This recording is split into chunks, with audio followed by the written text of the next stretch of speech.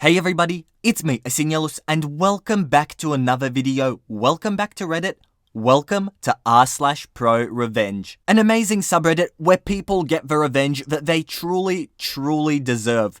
And I've got two absolutely amazing stories lined up for you, two that will absolutely blow your mind, and one of them has a beautiful intersection with tree law, and we all know how crazy tree law can get. So without wasting a single other second, let's get straight into the video. My hag of a stepmom gave away my PlayStation 4 while I was away in college. So I rent out her house while she was on her honeymoon with her newest husband. And may I just add before we start, this story has 3 platinum awards and almost 50,000 upvotes. So this is really gonna be a good one. I'm an only son. My mum died of ovarian cancer at only 55, and this was years ago. It broke my dad's heart. They'd been together since college, and they were the same age, with my dad being a month older. I'm 22, and I'm about to graduate college with my degree in chemistry, when the main events start to occur. I went to college on a full-ride scholarship. This is important later. My dad met my now stepmom when she was my mum's nurse at the hospital, where she spent her final days. My stepmom Grace played all the right notes to gain my dad's trust. She was empathetic to him, nurturing, comforting after my mum passed.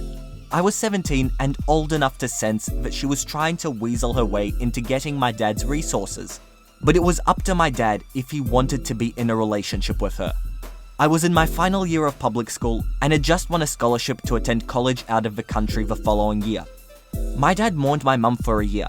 And that whole time, Grace would check in on him by phone every month or so, in my opinion, to scope out the possibility of sinking her hooks in him. After a year had passed, Grace took the gloves off and went hard at my dad. Grace was only 40 when she and my dad started seeing each other. I didn't like her, but at the same time, my dad at least didn't seem so depressed anymore.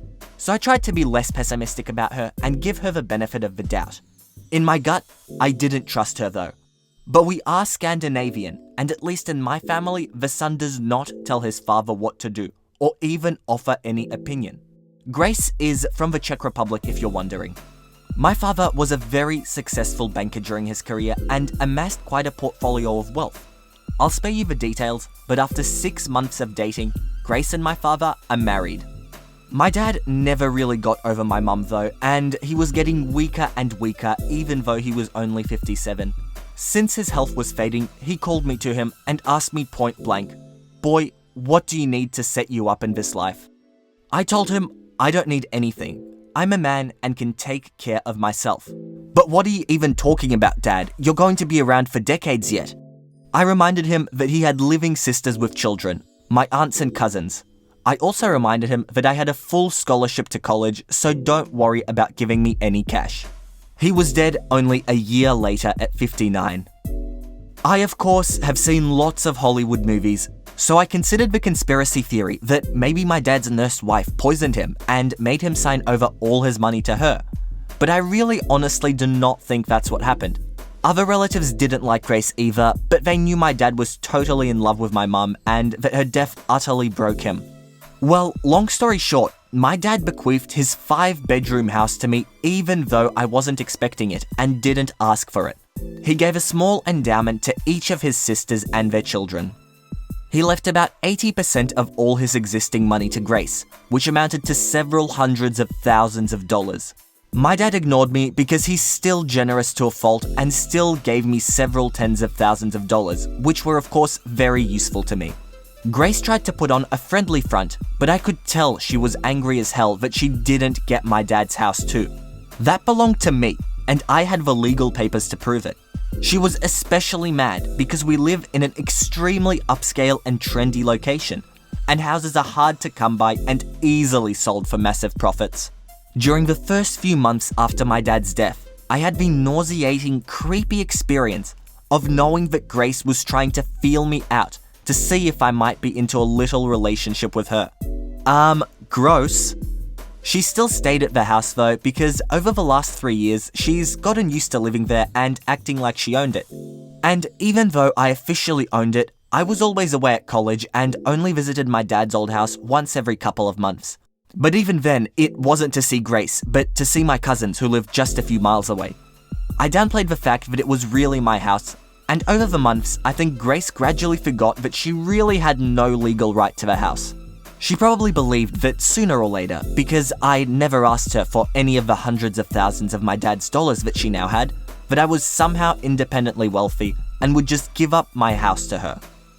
I knew I'd eventually hydrogen bomb this bee when she started dating some new guy only 5 months after my dad was in the ground. And one time, when I came home from college after graduating, she and her new boyfriend, some sleazy-looking D-bag named Ivan, who was only a few years older than me, were acting like I was a guest in my own house and that they owned it. Grace told me she gave away my PlayStation 4 to Ivan's cousin because I'm too old to play with video games. I don't even know this mother effer, and you give him my PS4 to give away to some other poop who I also don't know? I quickly changed all my network passwords that same day. I smiled, but I knew what I had to do eventually. She also said that she and Ivan were getting married because I can't just mourn your father forever. I have to move on with life. I tell her that I graduated college and already secured employment with a local firm and will soon find a new place to live. She looks thrilled, especially the part where it looks like I'll soon have a new place to live. Then, in a patronizing way, she tells me, "You always have a place in our house though. You're welcome to stay whenever you please." Thanks, Grace. Really generous of you. What I really say is that I'll probably have a new place in 3 months. She says that's wonderful because she intends to go to her homeland to have a wedding with Ivan and afterwards have her honeymoon. She assures me it's a local affair. Otherwise, I'd invite you, honey, and anyway, I know you're so busy. I congratulate her. She asks me if I can watch the house for her. Watch my own house? Sure. What I really say is, of course I'll take care of the house. I'm careful to not say your house. She and her D-bag fiancé, who I'm 100% sure is only there for Grace's money, go on their trip and I immediately put out advertisements in rental websites offering to lease my house. I hire movers and have all of Grace's furniture and possessions boxed up and put into a storage rental facility. I retain all of my parents' furniture that they had before my dad met Grace. Locks? Changed all of them. Within days, I'm inundated with dozens of inquiries regarding my amazing furnished house with fantastic views. I rent it to a wonderful young family, a barrister and his school teacher wife and their 2 preteen children. They pay me for the first and last month's rent and sign a lease for a year. I warn them about my crazy stepmom who thinks this is her house, but I present them with contact information to my lawyer, the same lawyer my dad retained, in case they need any assurance that I'm on the level. I then found a great apartment in the city near my new place of work. There, I met a woman in a restaurant I frequent at night after a long workday. We've been dating about 6 months now and are engaged to be married. Grace, of course, tried to shriek and cause trouble when she realized she got kicked out of my house. But my lawyer quickly shut her mouth without my having to ever speak to her garbage face again. From what I hear, her and her trash husband left the country and I assume they're blowing through my dad's money and will soon be broke like chavs usually become when they taste a little bit of what they think is the good life. So maybe Grace will go and try to exploit some other lonely man into giving her his money. Speaking of money, the house that I rent out is generating so much money that I'm not only able to pay for my cousin's college, but I moved into a larger apartment of my own, together with my fiancé. I love my job, but really, I could survive solely on renting my dad's old house. And to think, if Grace had only been cooler and nicer, I might have let her stay at the house, just to be a good sport. And definitely if she stayed the hell out of my room. But no, she had to act all proprietary, so I had to make her homeless as a wedding gift. And a postscript, I bought another PS4 even though I didn't even use my old one that much. It didn't matter, it wasn't for Grace to give away. You don't give away other people's things, you give away your own things. Which is why I chose to kick Grace out of my house, because it's mine, and I decide who stays there.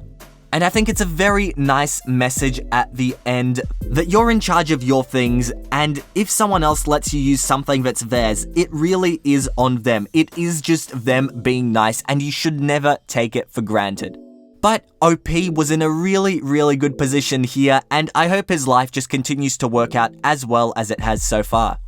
And now the one that you've all been waiting for, the intersection with R/tree law. B tries to destroy my orchard. I bankrupt her and get her house torn down. Well, let's start a few years in the past. My great-grandparents planted an orchard. It's now at least 120 years old. My grandparents and parents were really proud of the peach trees growing in it and did their best to keep them in good health and well.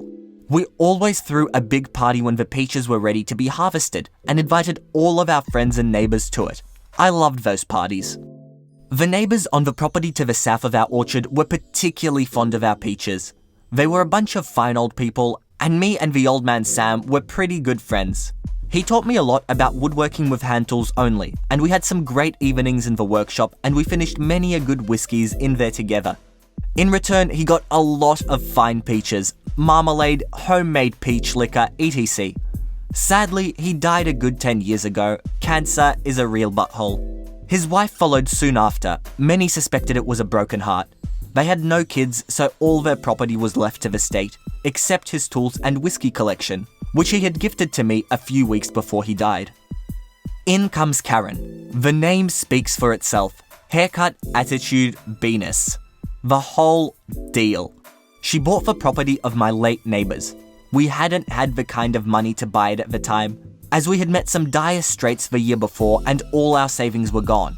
The first thing she did before she actually moved in was to go round and make demands of the neighbors on all the surrounding properties.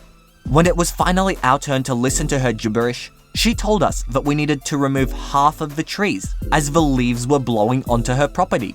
We told her in a polite way that we won't comply to her demands as the orchard is a vital part of our family heritage, traditions and life, and has been there for at least 120 years. She was pretty mad, but did nothing for the time being. There are some things you need to know before I continue with the story. The workshop I mentioned before was situated right at the border to our property. It was a small timber frame building, at least 160 to 180 years old. The regulations in my state are pretty strict concerning old structures. Every structure over 100 years is protected, and you need a special permission to tear it down. Failing to get this permission can lead to a hefty fine. To get the permission to build a new building, it has to be up to code and you have to ask your surrounding neighbors, and if they agree, you're good to go. Except there is one specialty in our county. You have to keep a certain distance to the border of the property to allow emergency services full access to your property. If one of these requirements isn't met, the building is illegal, or at least only partially legal, and can actually be ordered by court to be torn down. That might come in handy later, of course. So back to my Karen. After our first encounter with her, she did her best to pester the whole neighborhood. She got the neighbor's dog put down because he allegedly attacked her brat. It later turned out she faked the attack.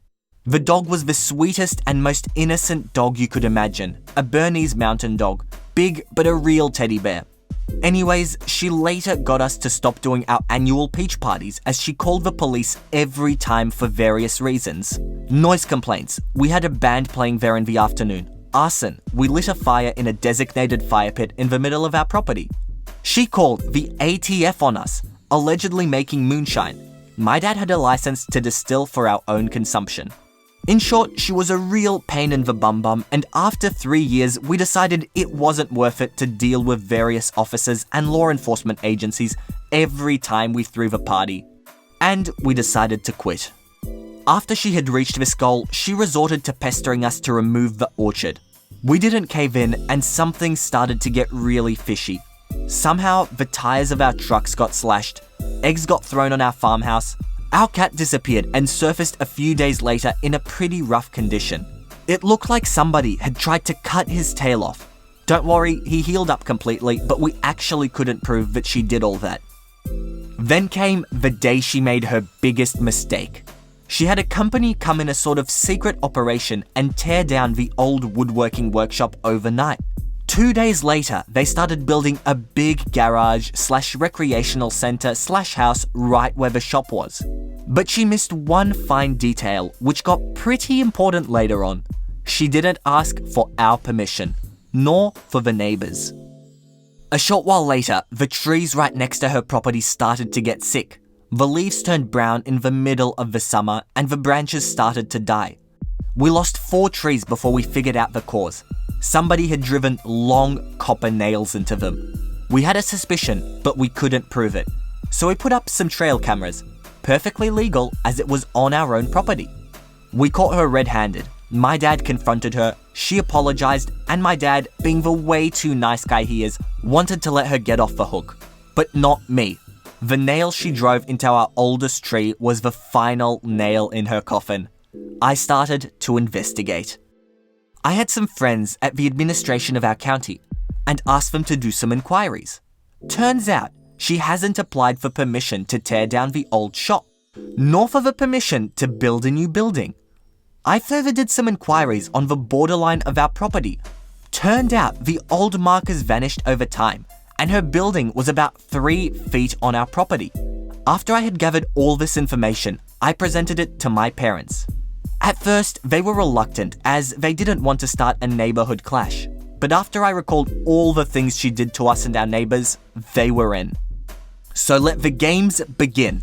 First, we called the authorities on her for tearing down a protected building and presented them with all the evidence we gathered. Then we called the building authorities on her for building a building without permission, not up to code, and not only didn't she keep the required distance to the property border, she also built on our property without our permission. Long story short, turned out the workshop hasn't only been protected because of its age, but also because it was a historical landmark, which played a vital role in a conflict back in the 1860s. She got sued for this and had to pay a fine of an equivalent of about $150,000.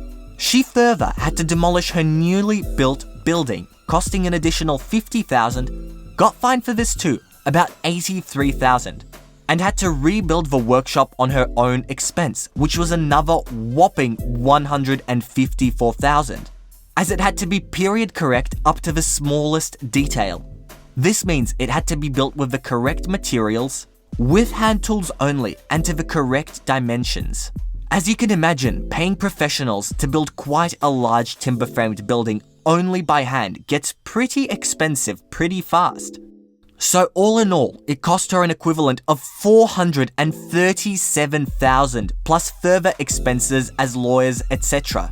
This caused her to go bankrupt, so she had to sell the property in the end, which my parents bought, by the way. Last I heard of her, she moved back to the big city. And the final edit to this post is that yes, the peach parties are still on and even more lit than ever. And honestly, I really want to see one of those peach parties. They sounded awesome. They've got a band playing, they're lighting fires, they've got their own peach liquor, like what else could you want in this life? Alright guys, that's it from me. I hope you enjoyed this video, and if you did, make sure to go down and subscribe to the channel. You can also find a subscribe button in the bottom right hand corner, so just press that, press the bell icon, and you won't miss a single other video. Reddit videos come out every second day, so make sure you're around for them. Alright guys, that's it from me. I hope you all enjoyed, and all I want to do is see you all here next time. See you later guys.